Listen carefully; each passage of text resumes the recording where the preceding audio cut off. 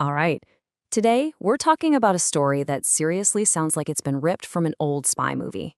We've got balloons, we've got borders getting slammed shut, and it's all happening on the tense frontier of Belarus.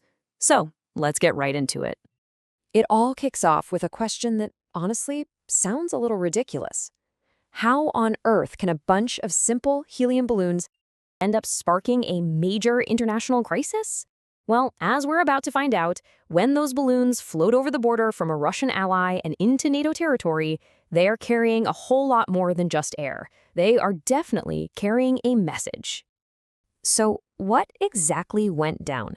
Let's break down the actual incident that set this whole thing in motion. It all started overnight when Lithuanian radar started lighting up. They spotted 66. Yeah, you heard that right, 66 unidentified objects crossing the border from neighboring Belarus. We're not talking one or two strays here. This was a whole swarm. And these objects, which turned out to be helium balloons, weren't just aimlessly floating around. Nope.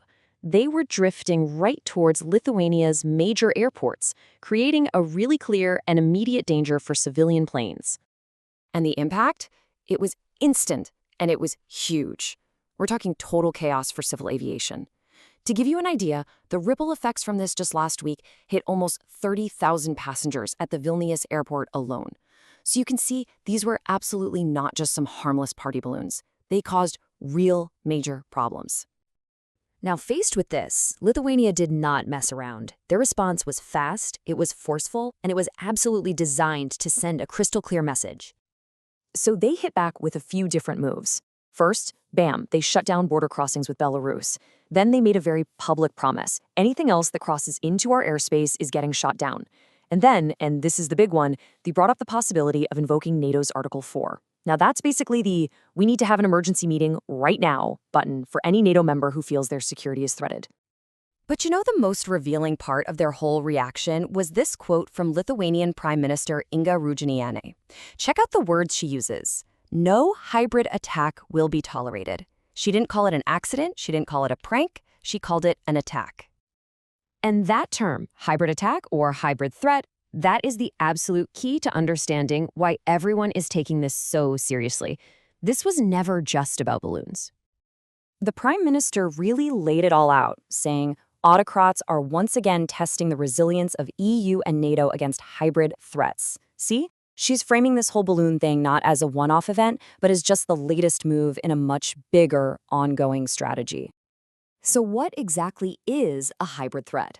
Well, think of it as a way to cause trouble, to create chaos, and to destabilize an opponent using all these methods that are just shy of actual war. It's a whole playbook of hostile stuff. You know, cyber attacks, spreading disinformation, even creating a migrant crisis on the border. Or, hey, sending a bunch of balloons to shut down an airport. The goal is always the same. Do as much damage as you can without ever firing a single bullet. So once you get that idea of a hybrid threat, the huge geopolitical stakes of this balloon incident just kind of snap into focus. This is about something so much bigger. And right here, you can really see the fault line. On one side, you've got Lithuania, a member of both the EU and NATO. On the other side, you have Belarus, Russia's #1 ally, basically its proxy in the region.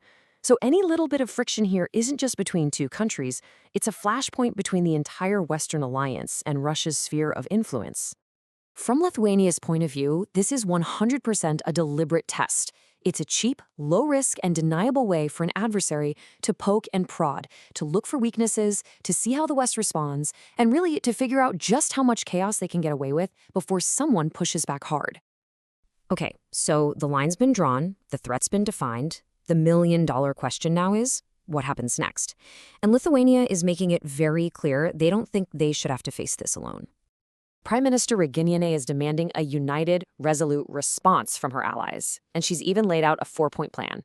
It calls for tougher sanctions on both Russia and Belarus, activating the EU's special hybrid response teams, making sure these hostile regimes stay isolated, and, this is a big one, seriously beefing up the defenses for critical infrastructure, like airports. And that really brings us to the bottom line, the most important takeaway from all of this. Like the Lithuanian Prime Minister said, our response will determine how far autocrats dare to go. This one incident, with a bunch of balloons over Lithuania, has become a benchmark. It's a test case, not just of radar systems and fighter jets, but of the political will and the unity of the entire Western alliance. So the huge question just left hanging in the air is, what is that response going to be?